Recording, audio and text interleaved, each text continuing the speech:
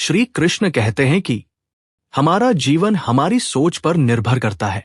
सोचना इंसान बंद नहीं कर सकता। सोच से जीवन चलता है। सोच बदलो तो पूरा जीवन बदल जाता है। सकारात्मक या रचनात्मक सोच होगी तो जीवन में भी उसी तरह के नतीजे प्राप्त होंगे जो बेहद सुखद होंगे। यदि इसका उलट किया जाए यानी नकारात्मक सोच, उससे जीवन भी नकारात्मकता से भर जाएगा। कौन चाहेगा उसका जीवन दुख दर्द से भरा हो? जीवन एक बहती नाव है, उसमें हर कोई सवार है। मुश्किल हालात होने पर भी जब आप जीवन की नाव को पार लगा देते हैं तो इसमें आपके सोच की अहम भूमिका होती है, वरना आप कब के डूब गए होते।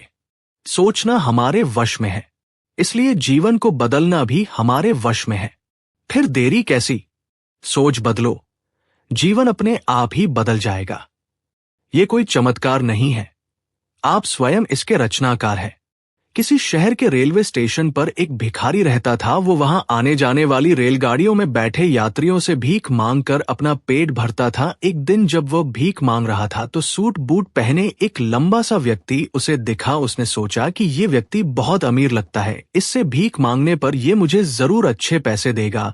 वो उस लंबे व्यक्ति से भीख मांगने लगा। भिखारी को देखकर उस लंबे व्यक्ति ने कहा, तुम हमेशा मांगते ही रहते हो, क्या कभी किसी को कुछ देते भी हो? भिखारी बोला, साहब मैं तो भिखारी हूं, हमेशा लोगों से मांगता ही रहता हूं। मेरी इतनी औकात कहां कि किसी को कुछ दे सकूं। लंबा व्यक्ति बोला, जब किसी को कुछ दे नहीं सकते तो तुम्हें मांगने का भी कोई हक नहीं है। मैं एक व्यापारी हूं और लेन देन में ही विश्वास करता हूं।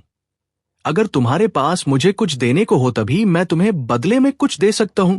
इतना कहने के बाद वो लंबा आदमी ट्रेन में बैठकर चला गया। इधर भिखारी उसकी कही गई बात के बारे में सोचने लगा। उस लंबे व्यक्ति के द्वारा कही गई बात उस भिखारी के दिल में उतर गई। वो सोचने लगा कि शायद मुझे भीख में अधिक पैसा इसीलिए नहीं मिलता क्योंकि मैं उसके बदले में किसी को कुछ दे नहीं पाता हूं। लेकिन मैं तो भिखारी हूं, किसी को कुछ देने लायक भी नहीं हूं।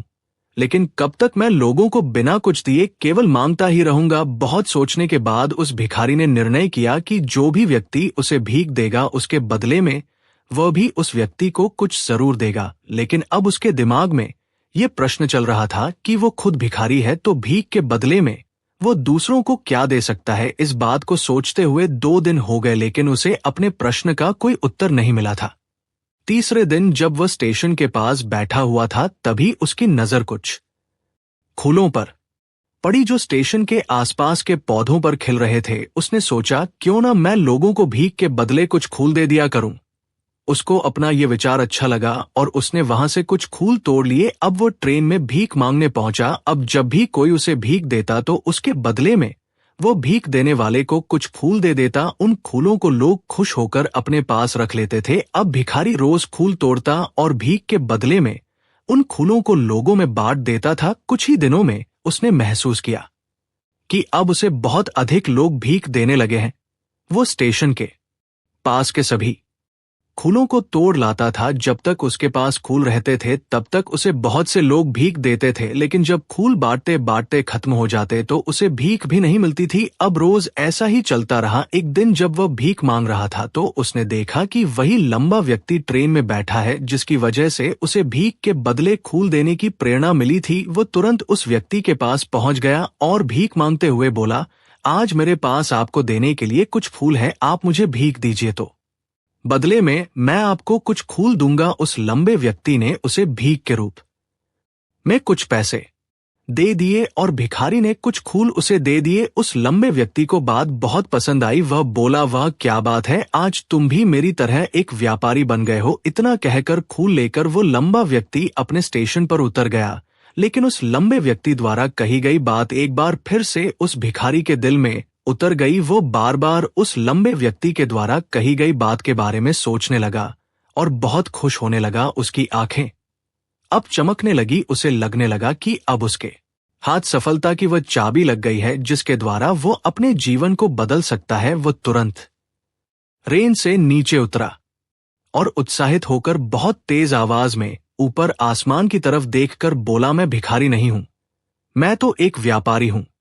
मैं भी अमीर बन सकता हूं, लोगों ने उसे देखा तो सोचा कि शायद ये भिखारी पागल हो गया है, और अगले दिन से वो भिखारी उस स्टेशन पर फिर कभी नहीं दिखा। लेकिन 6 महीने बाद इसी स्टेशन पर 2 व्यक्ति सूट बूट पहने हुए यात्रा कर रहे थे। दोनों ने एक दूसरे को देखा तो उनमें से एक ने दूसरे से हाथ मिलाया और कहा, क्या आपने मुझे पहचाना? दूसरा व्यक्ति बोला, नहीं, क्योंकि मेरे हिसाब से हम लोग पहली बार मिल रहे हैं। पहला व्यक्ति बोला, नहीं, आप याद कीजिए, हम पहली बार नहीं बल्कि तीसरी बार मिल रहे हैं।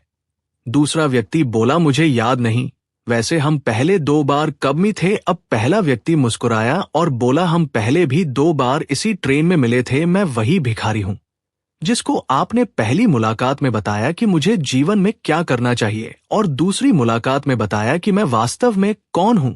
दूसरा व्यक्ति मुस्कुराया और अचंभित होते हुए बोला, ओ, याद आया, तुम वही भिखारी हो जिसे मैंने एक बार भीख देने से मना कर दिया था, और दूसरी बार मैंने तुमसे कुछ फूल खरीदे थे।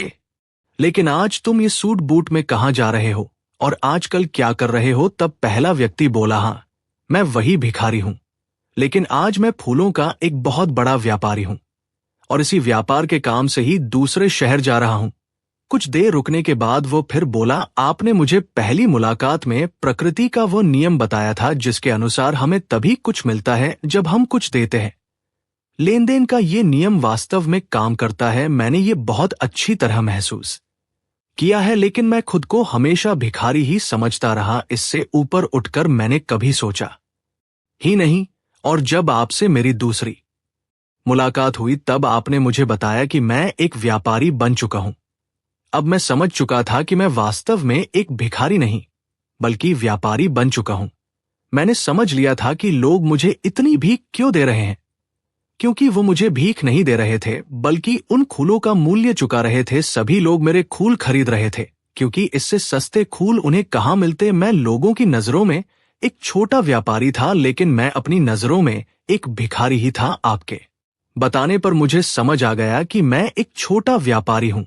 मैंने ट्रेन में फूल बांटने से जो पैसे इकट्ठे किए थे उनसे बहुत से फूल खरीदे और फूलों का व्यापारी बन गया। यहाँ के लोगों को फूल बहुत पसंद है और उनकी इसी पसंद ने मुझे आज फूलों का बहुत बड़ा व्यापारी बना दिया। दोनों व्यापारी अब खुश थे और स्टेशन आने पर साथ उतरे और अपने अपने व्यापार की बात करते हुए आगे बढ़ गए। दोस्तों, इस कहानी से हमें बहुत कुछ सीखने को मिलता है। कहानी में लंबा व्यापारी गिव एंड टेक के नियम को बहुत अच्छी तरह जानता था। दुनिया के सभी बड़े व्यापारी इसी जीवन के नियम का उपयोग करके सफल हुए हैं। इस फार्मूले को उसने भिखारी को भी बताया। भिखारी ने इस प्राकृत नियम को अपना लिया और इसका असर उसके जीवन में साफ दिखाई देने लगा। उसने अपनी सोच बदली और उसकी जिंदगी बदल गई। ये कहानी हमें बताती है कि हम यदि अपनी सोच बदल ले तो कुछ भी हासिल किया जा सकता है। यदि हम खुद को छोटा समझते रहेंगे तो हम हमेशा छोटे ही बने रहेंगे। बड़ा बनने के लिए हमें अपनी सोच को बदलना होगा और खुद के बारे में बड़ा सोचना होगा। कहानी का सार ये है कि सफलता आपकी सोच में छुपी होती है। खुद का आत्मसम्मान जगाए, अपनी सोच को बड़ा बनाइए और देखिए कैसे आप सफलता के शिखर पर पहुंच जाते हैं।